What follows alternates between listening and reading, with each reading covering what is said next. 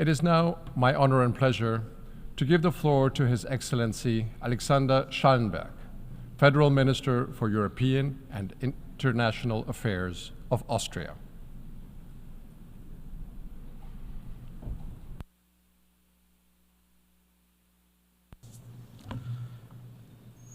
Mr. President, dear Axel, it's actually a rare occasion where the person presiding the General Assembly and the person here at the rostrum are both Austrians. Excellencies, ladies and gentlemen, when we met in this hall last year, many, including myself, referred to the challenging times we were facing. A world riddled by uncertainty, growing divisions, and rising insecurity. A backsliding in hard-earned development gains. A backlash against the universality of human rights. Looking back on the past 12 months, we must admit that the sense of being in a permanent state of emergency has actually not decreased. On the contrary, it has even deepened. Russia relentlessly pursues its full-scale war of aggression against Ukraine. A violation of the UN Charter, the most basic rules that we all in this room agreed upon, that still is shocking today. Yes, my country, Austria, is a militarily neutral country. But neutrality doesn't mean and never meant indifference. We know very well that a world in which Russia succeeds in shifting borders with tanks and rockets is a world a lot more dangerous to all of us. After 946 days, I can only repeat that, 946 days of unspeakable human suffering and destruction, it is high time to return to diplomacy. Nobody wants, nobody deserves peace more than the people in Ukraine, but a negotiated peace, not a dictate from Moscow. And my friends, actually I'm encouraged. I'm encouraged by the conversations with many partners in this room I had over the last couple of weeks, some of them from far beyond Europe's borders. Encouraged that no matter where we stand, geographically, politically, or as far as ideology is concerned, we can all agree on the most basic principles of international laws, those principles enshrined in the UN Charter. They should be the bedrock of any negotiation leading to a comprehensive, just, and lasting peace for Ukraine. And let me be very clear. There cannot be, and there shouldn't be, negotiations on Ukraine without Ukraine. Ladies and gentlemen, in the Middle East, the barbaric terror attack of Hamas against Israel has brought a new dimension of devastation to a region not lacking in violence. Israelis are traumatized by the slaughter, torture, and sexual violence of October the 7th. Hostages are still being kept by the terrorists, including an Austrian father of 2 small children. And Palestinians in Gaza are facing starvation and disease in what can only be described as an humanitarian tragedy. All of this is truly heartbreaking. International humanitarian law, to be very clear, is non-negotiable.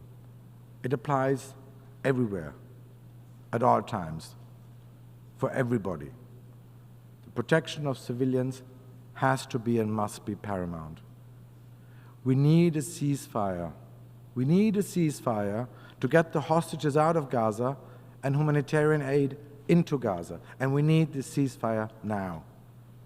What we definitely don't need is any side adding fuel to the fire.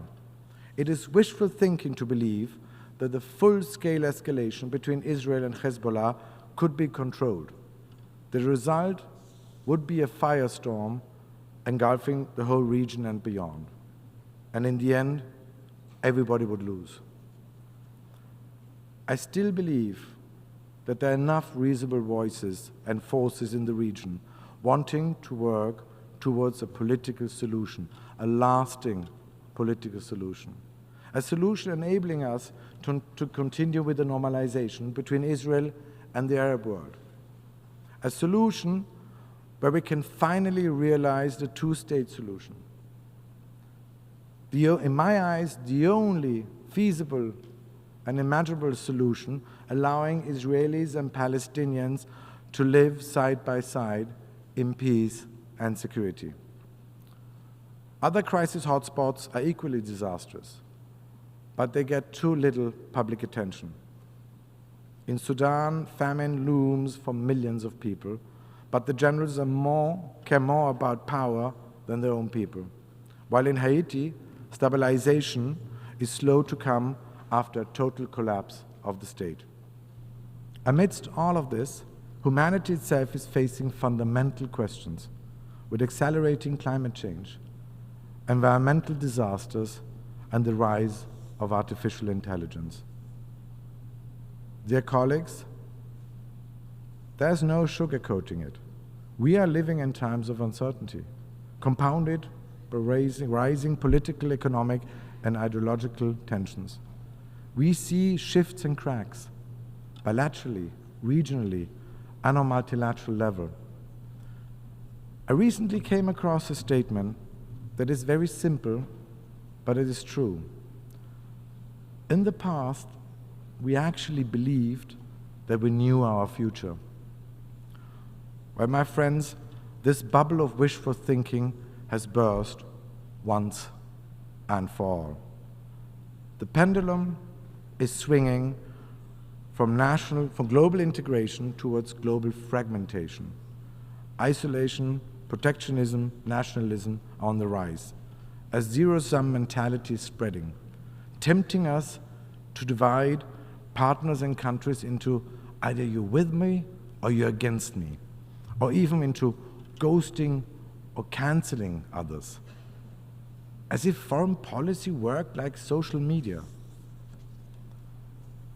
And around the globe, there are whole legions of doomsday prophets, forces at the fringes of the political spectrum, capitalizing on people's doubts and fears.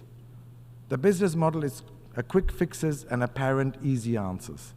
The agenda is sowing discord. And yes, Austria is no exception. Coming Sunday, we will have parliamentary elections in my country. And also in Austria, some political forces are offering tempting but false solutions, even deliberately echoing the narratives of those forces which are trying to weaken our open and pluralistic societies, which are working against a strong and united Europe. To counter this, we need a strong center. We need to keep our nerves. We have to stay on message. We need to make sure that this era of doubt and anxiety doesn't become an era of fear. Ladies and gentlemen, we all know that fear is a poor guide, especially in politics. And yes, our global order is changing. And yes, the world has become more complex. Some would even say it has become more frightening. But I'm deeply convinced that we have to stand up and defend the rules-based international system. And we have to defend it with all means at our disposal. We must not be afraid to take a clear stance. It is worth being defended because it is and remains the best, and I would even say the only guarantee for our security, for our stability, and for our prosperity. For countries like Austria, it is paramount. We are dependent on this system, a system that respects the rule of law, a system that respects international law, a system that honors the principle of pacta sunt servanda, a system where might does not make right. And it is an illusion to believe that there's anything to gain from demolishing or undermining the rules-based international system. If we lose it, everybody in this room will lose. I'm not denying that we are in the midst of a systemic rivalry. There are some actors who consider open and democratic societies not only as a challenge, but even as a threat. However, in the face of the turmoil and upheavals of the last few years, societies based on freedom, pluralism, and individual rights have proven themselves stronger, more adaptive, more flexible, and more resilient than most of us even believed ourselves. What we need most now, ladies and gentlemen, in this moment is trust and confidence. Trust in our own capacities. Trust in our own principles. So my appeal today is very clear. Let us be more confident in our own strength. Yes, Austria will always be ready to defend its own interests, its values, its principles. But at the same time, we will always have the courage to look for the middle ground, to search the compromise. Because we know that defending our multilateral system, defending our rules-based international order, means to reform it. Our system of global governance is simply not delivering anymore. It is not inclusive enough. The Security Council, as it stands now, reflects a world that is long gone. And I believe it's actually unacceptable that we are held hostage so easily by the will of a handful of countries. We, as Austrians, and the Austrian government, we commit ourselves to making the Security Council more effective, more inclusive, and more accountable, including through our candidature for the non-permanent seat at elections in 2026. Austria will continue to champion a sensible and a pragmatic multilateralism based on our genuine will for compromise, for dialogue. Despite the current fragmentations of the global order, our world will simply remain interdependent. We will not be able to raise the drawbridges, to decouple, to cancel, to ghost, as some make us to believe. This is a magical thinking.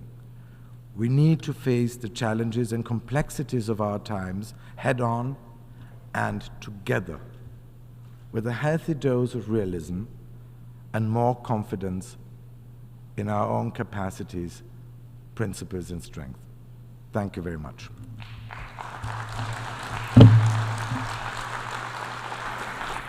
I thank His Excellency Alexander Schallenberg, Federal Minister for European and International Affairs of Austria, and also for the kind words directed to the Chair.